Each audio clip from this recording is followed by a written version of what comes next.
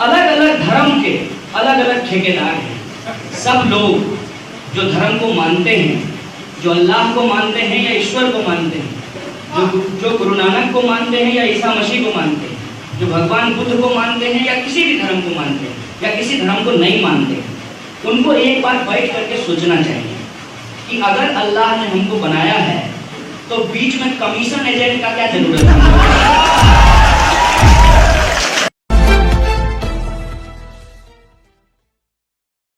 दिया गया सुबह शाम योगा के नाम पे जो फेस वॉश बेचता है,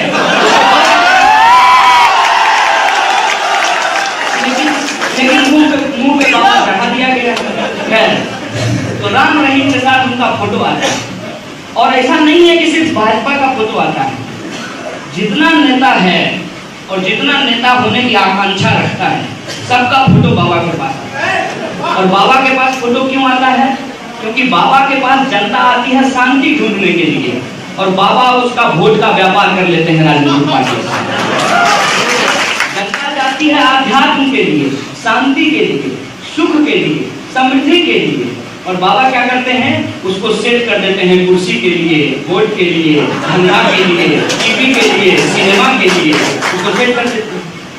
ये जो पूरी की पूरी परंपरा चली है, और एक बाबा नहीं है,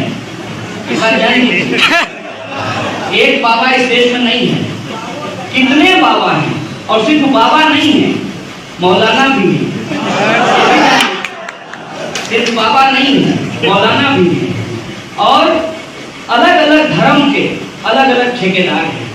सब लोग जो धर्म को मानते हैं, जो अल्लाह को मानते हैं या ईश्वर को मानते हैं, जो गुरु नानक को मानते हैं या ईसा मसीह को मानते हैं, जो भगवान बुद्ध को मानते हैं या किसी भी धर्म को मानते हैं या किसी धर्म को नहीं मानते, उनको एक बार बैठ करके सोचना चाहिए कि अगर अल्लाह ने हमको बनाया है तो बीच में कमीशन एजेंट का क्या जरूरत है। अगर भगवान ने हमको बनाया है तो हमको बाबा क्यों चाहिए? यत्र विष्णु तत्र विष्णु, कण कण में राम है। जब कण कण में राम है तो राम के बनाए इंसान की ही पूजा कर लो, अपने आप राम के पास पहुंच जाओगे। ये जो रियलिटी है, इस रियलिटी की को इस देश की जनता को समझना होगा, और इस देश की जनता के साथ साथ इस देश की मीडिया को भी समझना होगा। आज देखिए यहाँ मीडिया के लोग बैठे हुए हैं, मैं इनके बारे में हमेशा बोलता हूँ कि मीडिया के अंदर जो शोषण है, उस शोषण को हमको समझना होगा, और मीडिया का क्या एथिक्स है उसको हमको समझते हुए लोगों को समझाना होगा। इस पूरे प्रकरण में जिस व्यक्ति की सबसे बड़ी भूमिका है, एक तो वो साध्वी, वो कोई साधारण महिला नहीं है। ये मत समझिएगा, लोग तुरंत धर्म का कार्ड खेल देते हैं। साक्षी महाराज ने धर्म का कार्ड खेल दिया, और साक्षी महाराज ने कहा कि अगर मौलाना होते राम रहीम, देखिए राम भी नाम है और रहीम भी नाम है, फिर भी वो धर्म का कार्ड खेल दिए और बोले कि अगर मौलाना होते तो इस देश की पुलिस कार्रवाई नहीं करती और इस देश की अदालत कार्रवाई नहीं करती।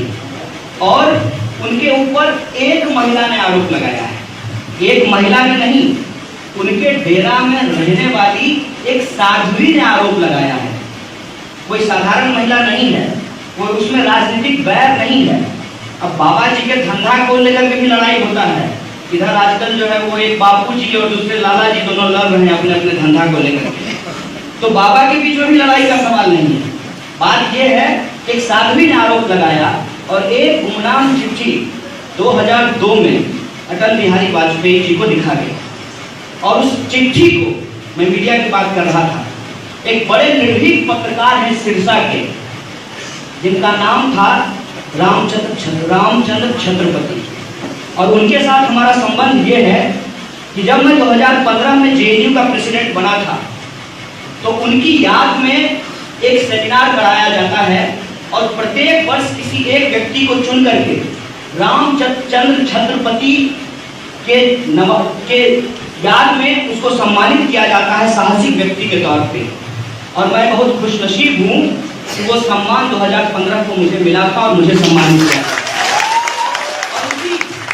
रामचंद्र छत्रपति ने उस गुमनाम चिट्ठी को अपना रीजनल अखबार पूरा सच उसमें छापा, और तब जाकर के वो एक मुद्दा बना और जब वो मुद्दा बनने के बाद उनकी दिन दहाड़े गोली मारकर हत्या कर दी गई।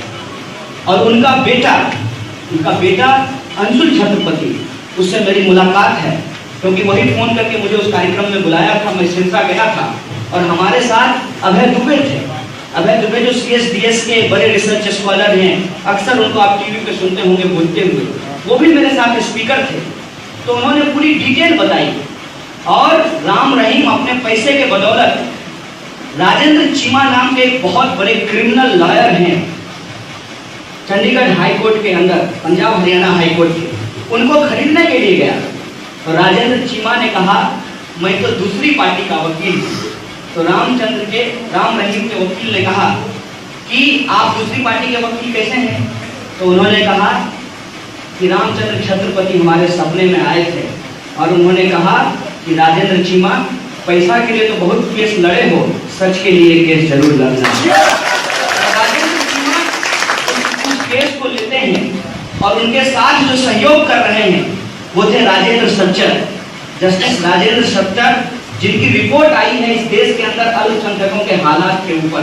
राजेंद्र सच्चर और एक और व्यक्ति हैं उनके साथ जिनसे हमारा संबंध है, जिनसे ऑल इंडिया स्टूडेंट फेडरेशन का संबंध है, अश्वनी बख्शी का, जिनके पिताजी सिरसा के बहुत बड़े किसान नेता थे, किसानों के आंदोलन को लीड किया था। उनका बेटा आज हाई कोर्ट में वकील है। अश्वनी बख्शी जो ऑल इंडिया स्टूडेंट फेडरेशन का लीडर था, वो उस केस का वकील है। और उसी केस की बदौलत, उसी लड़ाई के बदौलत जब मजबूर होकर के सरकार को यह जांच सीबीआई को सौंपनी पड़ी और सीबीआई की जांच में यह बात आया कि वो आदमी अपनी साध्वियों के साथ यौन शोषण करता है, उसके साथ बलात्कार होते हैं, वहां पे गोरख धंधे किए जाते हैं, वहां माफियागिरी किया जाता है, वहां राजनीतिक सेटिंग की जाती है, नेता वहां बैठ करके चुनाव में उनसे समर्थन प्राप्त करते हैं और चुनाव में समर्थन देने के बदौलत खुलेआम धर्म के नाम पे पूरे राज्यों में गुंडागर्दी की जाती है। यह बात सामने आई है और आज देखिए कि न्याय जीता है, 15 सालों के बाद जीता है,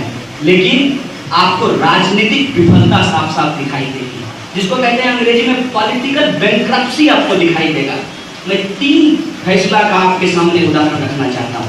पहला फैसला आया कुछ दिन पहले 3 तलाक के ऊपर और 9 जजों की पीठ ने कहा कि 3 तलाक में जो तुरंत 3 तलाक दिया जाता है, जिसको कहते हैं इंस्टेंट 3 तलाक, ट्रिपल तलाक को इलीगल माना गया और कहा गया कि सरकार इस पर कानून बनाए। देश भर के नेता तुरंत अपना पीठ थपथपाना शुरू कर दिए। ऐसा लगा कि जज ने निर्णय नहीं दिया है, खुद प्रधानमंत्री जी और उनके मंत्रिमंडल ने बैठ करके निर्णय दिया है। इस तरीके से पूरा देश मोदी मोदी करने लगा।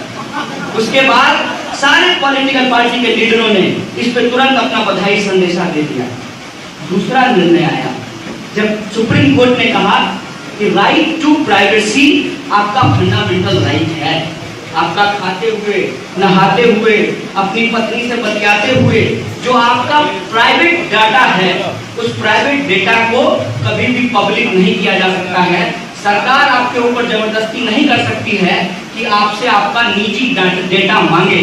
इसको फंडामेंटल राइट जो है कोर्ट ने माना, तब जाकर के बधाई देने वालों की संख्या आधी हो गई।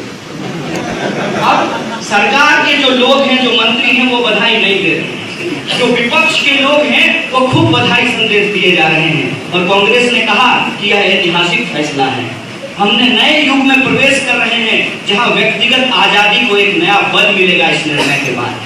फिर तीसरा, उस साध्वियों को बधाई दे रहा है, ना जो है उस स्वागत का फैसला कर रहा है, ना विपक्ष जो है उस पर बधाई संदेश दे रहा है और उन साध्वियों को बधाई दे रहा है।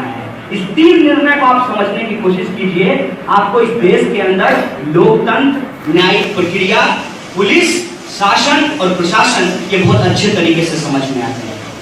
कुल मिलाकर के वोट बैंक के चलते आज लोग सच बोलने के लिए तैयार नहीं है।